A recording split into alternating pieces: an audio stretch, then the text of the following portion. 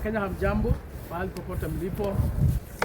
Jioni ya leo ni mimi wenu Isaac Mungai ama kijana msafi, na mimi ndio chairman wa Nugema Young Leaders Movements ama mtetezi wa viongozi vijana kutoka hapa Mlima Kenya. Na nimekuja hapa kuzungumza kwa sababu ya yale mambo ambayo yametokea. Siku mbili zimepita na mimi nasikia nimechoka kuambia William Ruto kitu ambayo hasikii. Hii mambo ya fujo imezidi katika taifa letu, na hii mambo ya vita kila siku imezidi katika taifa letu, na hii maneno tunashuhudia hatukuiona katika serikali ya Mheshimiwa Uhuru Kenyatta, ingawaje walipitana mara mingi na mdogo wake ambaye alikuwa William Ruto. Hii fujo mingi naona William Ruto akiwa naye, Uhuru Kenyatta hakuwa naye. Na nakumbuka vizuri ya kwamba William Ruto akiahidi taifa ya kwamba siku atakuwa rais wa jamhuri hii, hata kubali chini ya uongozi yake askari watumike kuangaisha wanasiasa wale wengine. Na mimi nakumbuka vizuri ya kwamba William Ruto akisema ya kwamba hata tumia maaskari kufanya siasa zake, akasema ya kwamba atapatia idara ya polisi wakuwe na bajeti yao ili wajisimamie, ili wao wanafanya mambo yao ya kutekeleza kisheria bila kuingiliwa na wanasiasa. Na tukaona pale akiwasainia hiyo pesa ya bajeti yao kama idara ya polisi, wao wanajisimamia ili wakuwe na budget enough kufanya shughuli zao za kulinda taifa na kuweka amani. Na mimi nashangaa ile mambo nimeona sasa inaendelea katika taifa letu. Mahali imefika sasa, imepita mipaka, na mahali imefika ni kama tunazungumzia mawe. Na mimi nataka nikumbushe wa Kenya hapa, kwa sababu mimi si mtalii katika Kenya, nimekuwa hapa. Hata kama mimi ni kijana, iko mambo nimejionea kwa muda mrefu, na iko mambo hadi wa leo hii iko katika kwa mawazo yangu. Nataka nikumbushe wa Kenya, ile barabara tulipitia tukajipata katika machafuko ya 2007. Hiyo barabara ilianza vile ambavyo William Ruto ameanza leo. Ile barabara tulipitia kama taifa tukajipata katika machafuko ya 2007. Tulianza vile ambavyo William Ruto ameanza. And the only common denominator in all these things, it is William Ruto. Kwa sababu 2007 William Ruto alihusika. Saa hii 2026 William Ruto anahusika. Wale wengine wote walihusika 2007. Wengine wamefariki, wale hawajafariki wamestaafu katika siasa. Yule amebaki, wale wahusika wote wa machafuko ya 2007. Yule tu amebaki ni William Ruto. Na ndiyo maana ameanza kutupitishia hiyo barabara. Mimi nataka niongelesha William Ruto. Wewe ni mzee rika ya mama yangu, uko na miaka 60 kama mama yangu. Kwa hivyo nataka nikuongelesha kama mzazi, sitakuongelesha kama rais wa taifa. Nataka nikuongelesha kama mzazi. Ulihusika katika machafuko ya 2007. Watoto wakachomoa kwa kanisa ndani, mpaka ukashtakiwa kule Hague. Kila Mkenya anajua hiyo. William Ruto ukazunguka katika taifa, tukakuombea. Sisi kama Wakenya tukasameheana, tukasema tusonge mbele.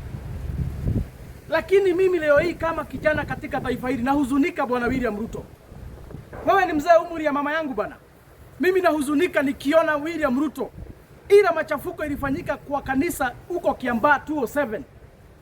Chini ya uongozi yako, chini ya ulinzi yako, chini ya your instructions, imeanza kufanyika tena hapa Central Kenya. Na mimi nataka niambie taifa, wale manusuru walibaki kule 2007 baada ya watoto na wazazi wetu kuchomoa kwa kanisa kule Kiambaa Rift Valley kwa kina William Ruto. Wale walinusurika wakakimbilia hapa Mlima Kenya kutafuta amani. Ndio hao bado William Ruto na wakora wake sasa anafuata pia kwa kanisa, awaulie kwa kanisa ndani. Nataka nirudie hapa, munipeleke kwenye mtataka kunipeleka. wale manusura walibaki katika machafuko ya 2007. Wale walipotea baada ya wengine kuchomoa kwa kanisa kule Kiambaa, wakakimbilia hapa Mlima Kenya kutafuta amani na kuokoa maisha yao. Ndio hao tena miaka 11 baadaye William Ruto anawafuata mahali walipotelea huku Mlima Kenya, anawafuata kwa kanisa vile walifanya kule Kiambaa wafanya hapa tena, kwa sababu kupiga watoto marisasi na matia gas kwa kanisa, hiyo ni machafuko ya 2007. Hakuna tofauti vile kulifanyika Kiambaa na vile kunafanyika leo hii hapa Central Kenya. William Ruto bana, hauwezi aibika, miaka 3 haijakwisha tangu wapishwa hapa na Biblia, na wakasema ya kwamba hautakubali chini ya uongozi wako watu waumizwe na maaskari kwa sababu ya siasa. Mimi leo hii nashangaa kule Nyeri siku ya Sunday, watoto walilia machozi wakapiga nduru, wanapigwa tear gas na marisasi kwa kanisa. Hiyo ni ile machafuko mlitekeleza Kiambaa 2007 mpaka ukastakiwa kule Hague, ndio umeanza kuleta hapa Central Kenya. Hata utu hamuna jamani, hata utu hamuna jamani, hata utu hamuna, hata utu hamuna bwana William Ruto. Wazazi ambao wamezeeka wako na umri ya miaka 70 na 80, watu ambao wako na health issues wako pale kwa kanisa, mnawapiga marungu, mnawapiga na tear gas, wengine mpaka wana collapse. Watoto wachanga wa miaka 10, miaka 9, miaka 8, wengine hata ni watoto wananyonya wa miaka 2. William Ruto unakubalisha wanafuatwa kwa kanisa ndani wanapigwa. Na wala wananiambia hapa, let me clear this for the avoidance of doubt.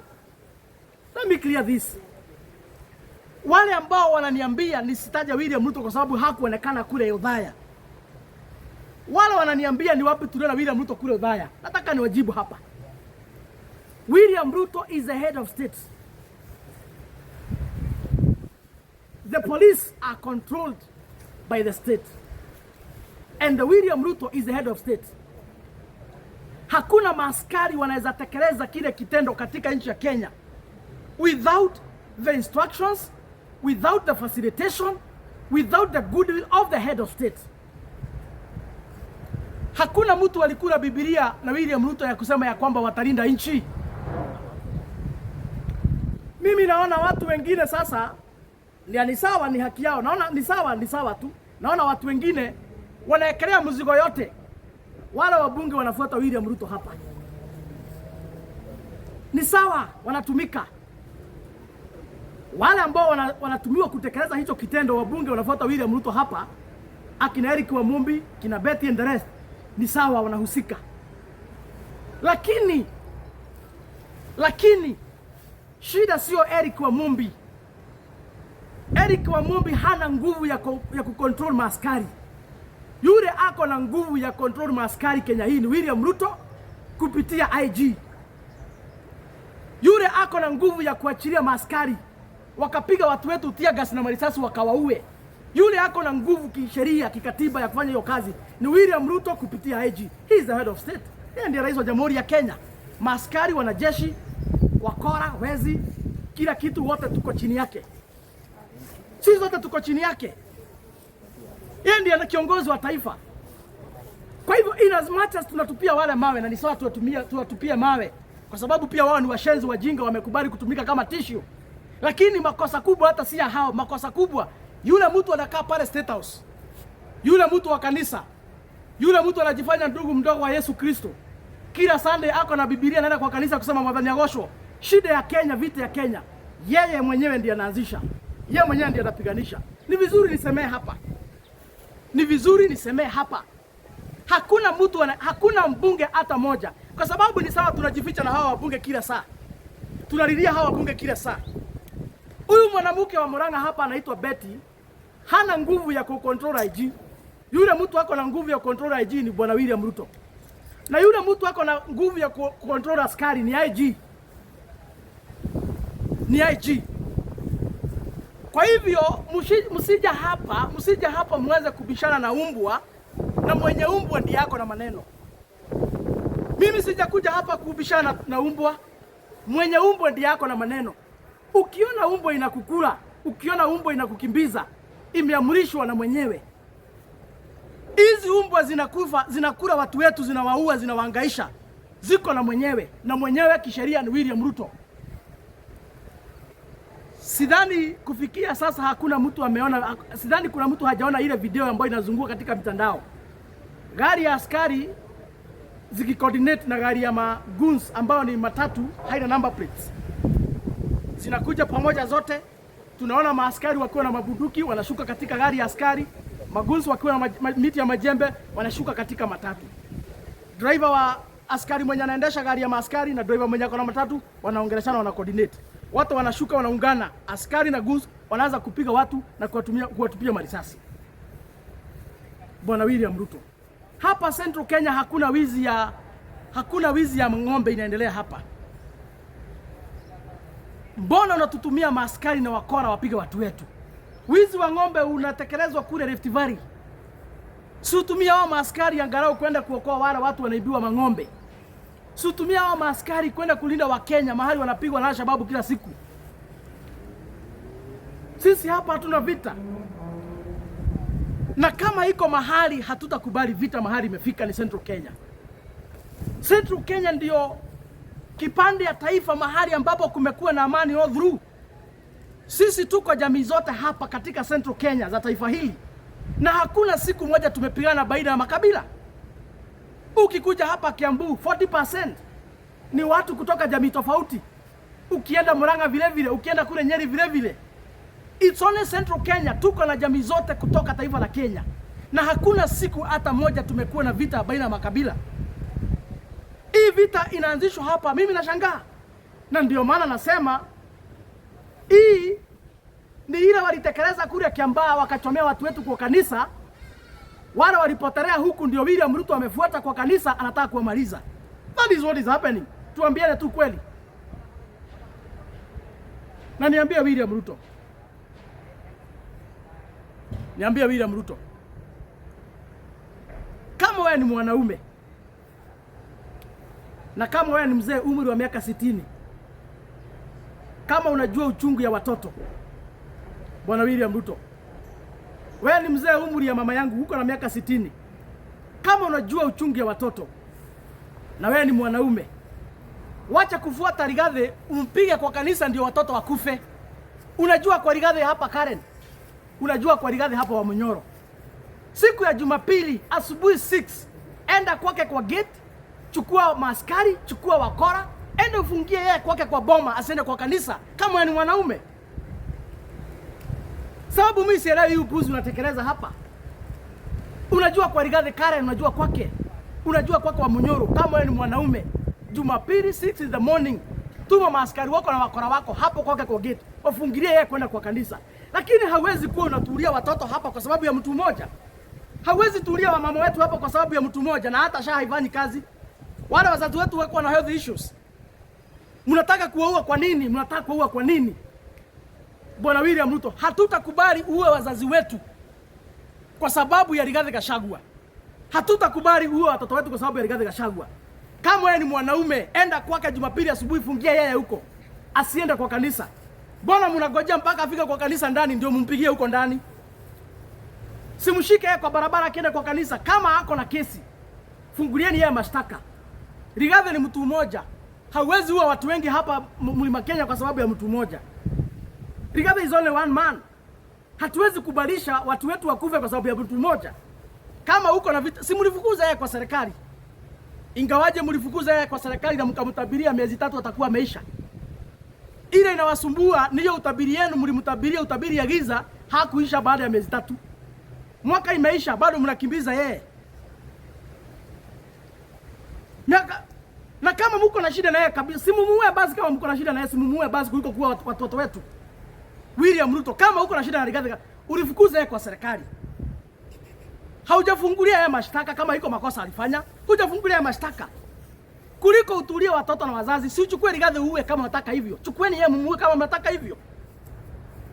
Kama nyinyi wanaume, hakuna mtu hajui kwake, mnajua kwake nyinyi wote. Lakini huu ukora unafiki hapa ya kuja kuhangaisha raia hapa. Mnakuja kupiga watu wetu kwa sababu ya mtu mmoja. Hiyo mchezo hatutakubali. Hatutakubali hiyo mchezo.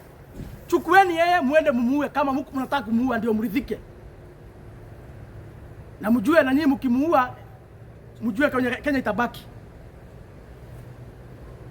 Lakini hatuwezi kubali kuendelea namna hii. Hatuwezi kubali kuendelea namna hii. Mimi nataka niongeleshe wanaume wa Nyeri. Nataka niongeleshe wanaume wa Nyeri. Hatuwezi kuwa na wanaume kwa hiyo kijiji. Hatuwezi kuwa na wanaume kwa hiyo kijiji ya Udhaya ambaye wananyamaza watoto na wamama wakipigwa na wanaume wengine. Kama William Ruto anataka vita, wacha ikuwe vita. We are going to have a declaration. And this is going to be very serious. Kama kiongozi wa taifa hata acha hii upuzi. Kama William Ruto hatazima hii vita. We are going to have a declaration. Kama wanaume wa hapa Mlima Kenya. Hatutakubali mwanaume yote. Kwa sababu hakuna mwanaume ametahiri mara 100 ama mara 3. Hakuna mwanaume ametahiri kuliko wale wanaume wengine. Hatutakubali mwanaume hata mmoja kukuja kupigwa watoto wetu na wazazi wetu kwa kanisa. Hatutakubali. Hatutakubali. Nataka niambie jamii yetu, wale wanaume wote wanasikia kwamba ni wanaume na wametahiri. Kuanzia sasa kuendelea, hakuna mkora ama askari ama mtu yote ameamrishwa na William Ruto tutakubalisha yeye kukuja hapa kupiga watoto na kupigwa mabibi zetu na wazazi wetu. Kama mko na haja na Rigathi, muendeeni kwake. William Ruto, uko na haja na Rigathi, muendee kwake, unajua kwake, muendee kwake. Lakini kama ni askari, ikuwe wakora, ikuwe nani, wanaume wote Mlima Kenya wale ambao wametahiri, tutaungana na hatutakubalisha mtu hata mmoja kupiga watoto wetu, mabibi zetu na wazazi wetu. Hatutakubali. Hatutakubali. Kama mbaya wacha ikuwe mbaya. Kama mbaya wacha ikuwe, lakini hatutakubali. William Ruto hata heri uwe sisi, wachana watoto wetu bwana. Uwe sisi, achana watoto wetu. Uwe sisi. Uwe sisi wanaume. Achana na watoto wetu, achana na wazazi wetu wakae. Lakini hatutakubalisha hii upuzi. Na tuambie kanisa. Tuambie kanisa. Huyu mtu mliekelea mikono hapa mkaombea kila siku wakati alikuwa analialia. Ndiye roho hiyo anawahangaisha. Niambie mapasta wale bado hawajanunuliwa na Kasongo. Niambie mabishops wale wote bado hawajanunuliwa na William Ruto. Niwaambie hii vita mnaona ndani ya kanisa imepangwa na imegharamiwa na William Ruto mwenyewe. Nataka mnisikize vizuri maaskofu, msije mkandanganywa na mtu yeyote. Eti mbunge fulani ndiye anapiga nyinyi. Eti mbunge fulani ndiye anapiga nyinyi. Yule mwenye anapanga kila siku kupiga nyinyi kwa kanisa na amegharamika kuhakikisha kwamba mmepigwa kama maaskofu ni William Ruto mwenyewe. Na niambie maaskofu wakuwe na umoja kama watu wa pikipiki. Watu wa pikipiki ukiguza mmoja utahama kwako. Ndivyo wanafanyanga. Mimi nataka niambie askofu hapa, mkuwe na umoja kama watu wa pikipiki. Kama William Ruto ametuma wakora akapiga kanisa fulani kwa watu wakiwa ndani, hizi kanisa zingine zote katika Jamhuri ya Kenya mnafaa kufungia William Ruto. Mnafaa kufungia William Ruto. Kama iko maaskofu ambaye wanaomba Mungu katika nchi hii, kama iko maaskofu ambao wanahubiri Mungu wa kweli, kama iko maaskofu ambao wameitwa katika nchi hii wanahubiri injili ya kweli, vile ambavyo William Ruto amefanya mara 2 kupiga watu kwa kanisa ndani, mnafaa mfungie yeye, asikubalishwe kuingia katika kanisa lolote hapa Kenya mpaka akomeshe hiyo maovu anatekeleza. Yes, that is my petition to all the bishops. Kama kweli hii Kenya iko na watu wanajiita watu wa Mungu maaskofu, ile ghadhabu kubwa mnafaa kupatia William Ruto. Hafai kukubalishwa kuingia kanisa lolote katika Jamhuri ya Kenya mpaka akomeshe na aache kufanya hiyo maovu anatekeleza ndani ya madhabahu. Na tutagojea tuone kama mtafanya hivyo. Lakini hatuwezi kubali na hatutanyamaza hii maovu kiendelea. Ile kitu nilikuwa nataka niwaambie na niambie wa Kenya, msije mkaona wabunge. Hii kitu ni William Ruto anatekeleza mwenyewe. Hii kitu ni William Ruto anapanga mwenyewe. Hii kitu ni William Ruto amekubalisha maaskari watumike wenyewe. Hakuna mtoto mmoja anaweza tumia askari kama rais hajaamrisha, kama IG hajaamrisha. In any case, yule mtu wako na kazi kisheria kulinda sisi ni William Ruto. And that is why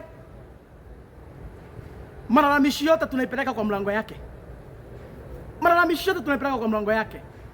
Na William Ruto ni mzee wa miaka 60. Saa hii umezeeka. Hata umeitwa babu. Na wale watoto walikuwa wanalia hapa Sunday. Hao ni watoto wanafaa, hata hawafai kukuita dadi, wanafaa kukuita babu. Unahisi namna gani wajukuu wako Bwana William Ruto? Hata kama huhurumii mtu yote kwa hii dunia, ulihisi namna gani ukiona wajukuu wako wakiteseka hivyo? Wanalia, wanapiga nduru kwa sababu ya kuangaishwa na maaskari wako. Shame on you. Mwisho nikimalizia, niambia watu wa ODM, tukiwaambia William Ruto ni mkora, tunajua vile tunawaambia. Hiyo story anawaambia hapo, hiyo story anawaambia hapo ya kumaliza ODM, anagawa ODM mara mbili,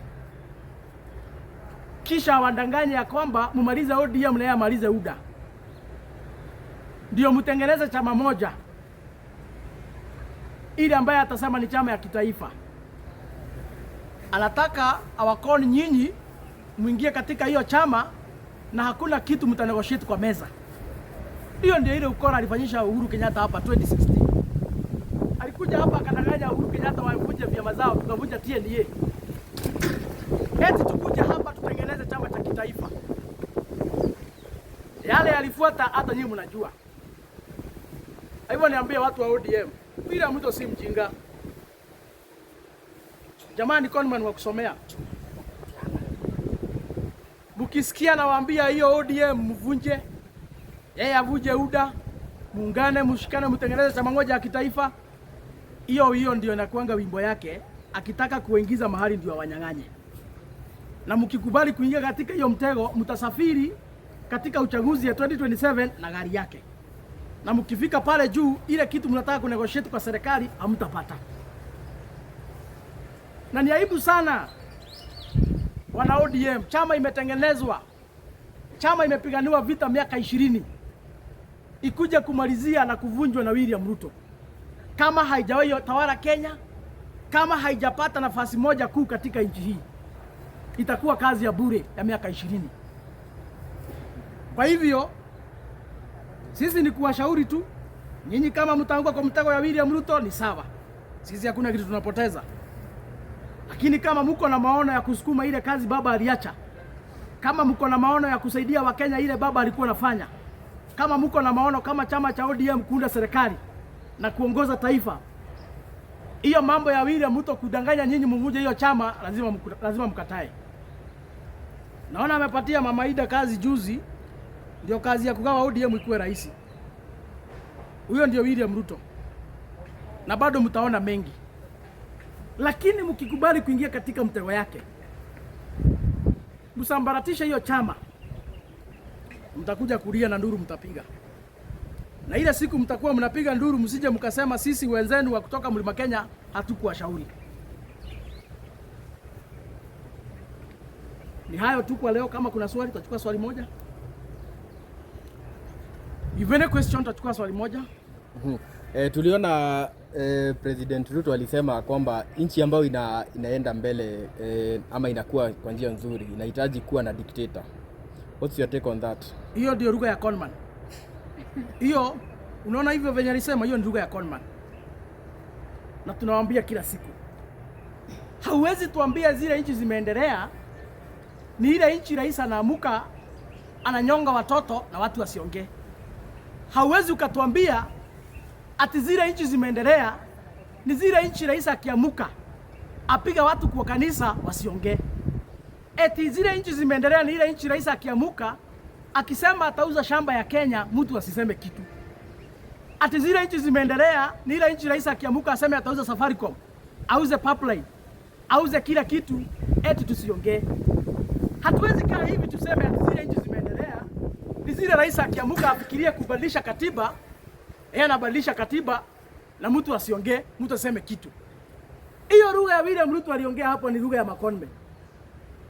Zile nchi zimeendelea katika dunia hii ni zile nchi zinaheshimu demokrasia, ni zile nchi zinaongozwa kupitia sheria, ni zile nchi marais wa jamhuri hizo wanaheshimu wale watu ambao waliweka katika hizo viti. Zile nchi zimeendelea katika dunia hii ni zile nchi rais akichaguliwa anahakikisha kwamba anaongoza kulingana na sheria zile ambazo zimewekwa. Lakini hawezi simama bwana William Ruto tuambie eti zile nchi zimeendelea katika dunia hii ni zile nchi marais akiamuka afikirie kufukuza bibi ya fulani anafukuza tu, akifikiria tu kuwa mtoto wa fulani anaua tu, akifikiria kuadapt mtoto wa fulani anachukua tu, ana abduct. Hakuna taifa kama hiyo na hakuna kitu kama hiyo. Sisi tunashikilia na tunaamini ya kwamba nchi itaendelea, nchi itanawiri kama rais anatii sheria, anaongoza kulingana na vile ambavyo katiba inasema, anaongoza akijua ya kwamba ni watu na wako na akili anaongoza, lakini si kuongoza kwa kifua. William Ruto anafaa kuheshimu, na iko tabia William Ruto wako naye, by the way. Iko tabia moja William Ruto wako naye, na hii tabia inakuanga na maconmen. William Ruto ukimchallenge anasemanga huna akili, wewe ni mjinga, na hiyo ni kitu amefanya mara mingi. William Ruto ukimchallenge, juzi tumemwona huyu kijana anaitwa Ndede Nyoro amemchallenge tu, akamwambia hii mbinu mnatumia hapa kuuza Safaricom haifai, tunafaa kutumia hii kama taifa. Ndede Nyoro tu kuwashauri tu vile ambavyo wanafaa kufanya. Nisikia vile mtu anaita huyo kijana ni mjinga, akasema hana akili, na hivyo ndivyo anaambianga kila mtu. William Ruto ukimchallenge anakuambia huna akili na hujielewi. William Ruto alishi kusema baba ni mtu tu ya tibi mnatiarala, ama hakuwa anasema hivyo? Si alishi hapa kusema baba hana akili na hana plani, yeye ni mganga, kazi yake ni kung'oa reli, hajui chochote. Alisema hivyo. Juzi baadaye vile walisalimiana hapa na akaambia baba atamsaidia kusimama kiti ya AU. Alimuita majina yote tamu ya dunia hii. Vile mzee baba amefariki hapa juzi, Ruto alikuwa amecram speech ya 1 hour ya kupongeza baba na kusema vile alikuwa mtu wa maana. Na miaka ya hapo nyuma ndivyo tu alikuwa anatuambia ujamaa ni bure. So hiyo William Ruto, hiyo ni tabia ya kuanga na maconmen mara mingi. Wakati unamchallenge, wakati haumpatii ile mapendekezo yeye mwenyewe angetaka, anaanza kukuita majina. Na William Ruto ndiye rais wa kwanza katika Jamhuri ya Kenya kutusianga wa Kenya kila siku akiamuka. He is the first president in this republic kutusi wa Kenya. Ukimchallenge, ukifanya nini? Juzi alitusi wa Kenya akasema sijui ni wachawi, sijui akasema nini. Sasa hii ni viongozi anatusi kila siku. William Ruto, kama viongozi wamekuchallenge, wacha kuwatusi, wacha kuwazima na matusi. Kama wewe ni kiongozi, wacha kuwazima na matusi kama wewe ni kiongozi. So mimi nakataana na hiyo maneno yake ya kusema ya kwamba zile nchi zimeendelea ni zile nchi ambazo zinaongozwa na kifua. Hiyo ni mafikira ya conman. Kama kuna swali lingine, pengine tulisikia Ruto akisema kwamba uchaguzi wa 2027 ataweza kushinda wapinzani wake na margin of 3 million. Will that be possible? Itakuwa possible wapi? Kama hata hajui nani, kama hata hajajua anashindana na nani. Juzi alipita tu kidogo tu na kura 1200. Na saa hiyo Mlima Kenya tulikuwa tumempatia kura zetu zote. Saa hii hakuna mtu hata mmoja Mlima Kenya tampatia kura isipokuwa wenda wazimu, na wenda wazimu si wengi, ni wachache. hata soko mzima inakuanga tu na mwenda wazimu mmoja ama wawili. Kwa hivyo kawaida wenda wazimu hawakuangi wengi. Wale pengine watakatana na sisi hapa Mlima Kenya waende kumsaidia. Hizi kura nasema sijui atapita na zaidi ya milioni 3. Jamii ya Mlima Kenya hapati kitu. Jamii ya Wakamba kawaida hawatampatia, hata hawakumpatia. Jamii ya kule Western hawatampatia. Jamii ya Maa hawatampatia. Jamii ya Wajaruo kawaida hawatampatia kura. Hata siku anazika baba, hata yeye aliona dalili. Hao watu hataki yeye. Na kama iko watu at least wanajua ya kwamba William Ruto ni conman, ni jamii ya Wajaruo, hawezi muamini. Kwa hivyo hizi kura nasema atashinda, hata sisi tunajiuliza atatoa wapi. Na hata wale alikuwa anaambia, kama mliangalia jana, mahali alisemea hivyo. Wale alikuwa anaambia jana eti atashinda na zaidi ya milioni 3, hawakufurahia. Sababu walijua anadanganya tu. Na ni watu wa UDA alikuwa anaambia. Mlisikia wakicheka? Mlisikia wakicheka? Mlisikia wakipiga makofi? Hawakushangilia. Hawakushangilia kwa sababu wanajua anauza nguruwe katika msikiti. Na hiyo ni kitu ambacho haiwezekani. Kwa hivyo niambie William Ruto, acha kujipiga kifua my friend. Unajua ile kitu William anafanya, anajaribu kuhype. Na ni hakuna kitu aibu kama kuhype kitu hakuna. Anajaribu kuhype ili jamii yake hapa ya Wakalenjin ione ni kama bado wako wanapumua.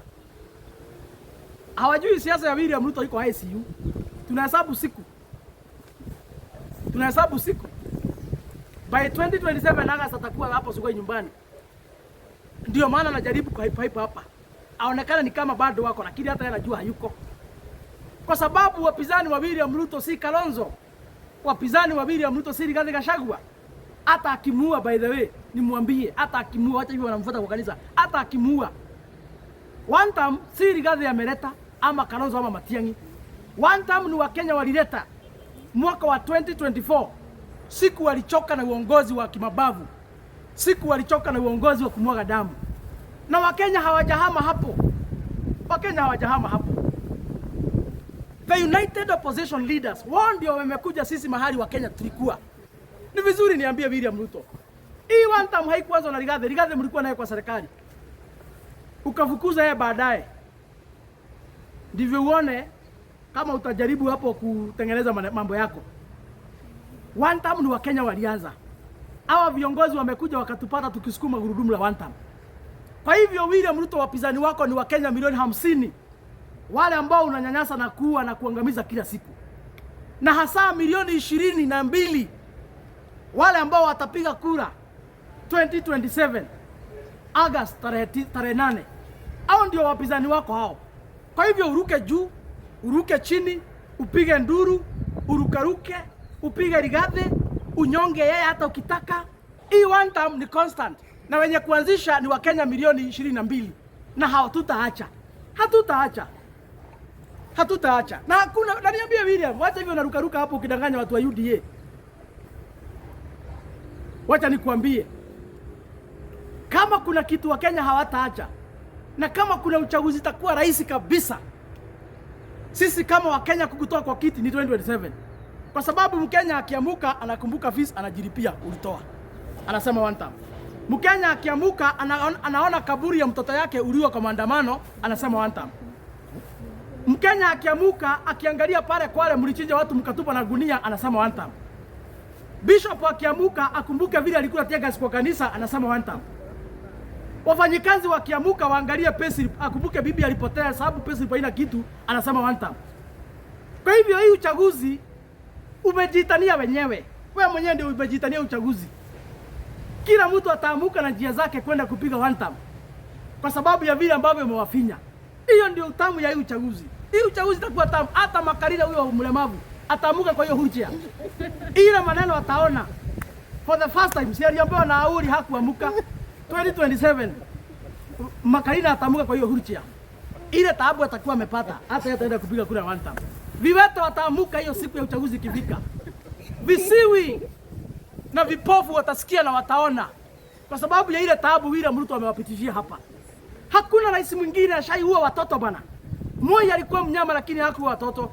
Alikuwa anaua wazee wa rika yake.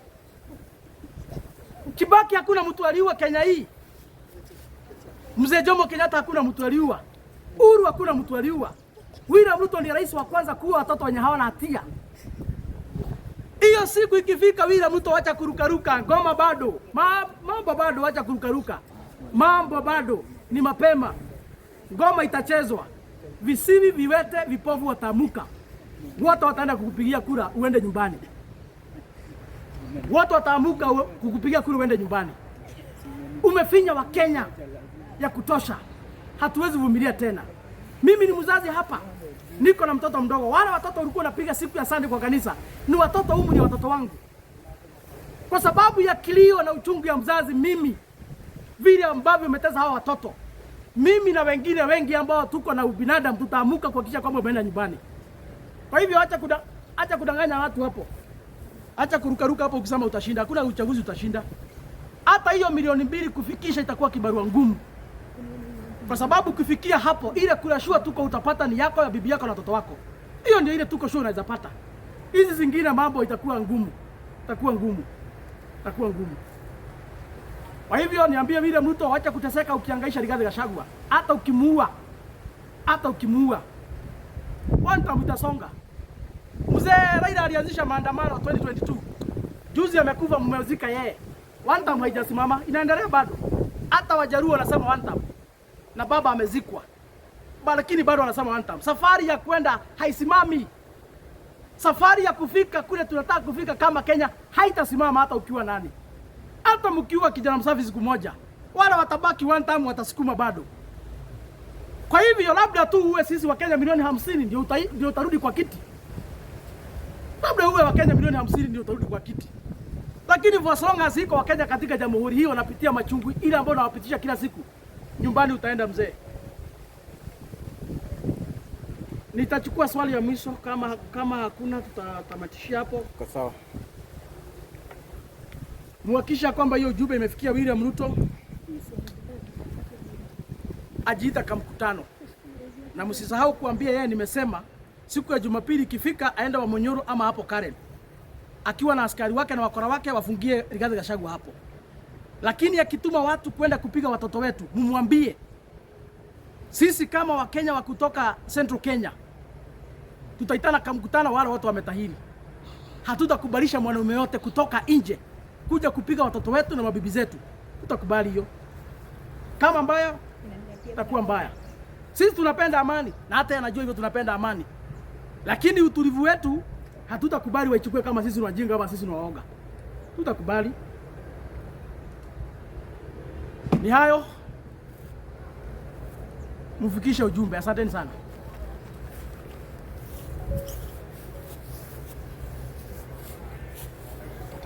Kamu ndũngĩ ũrarekonda?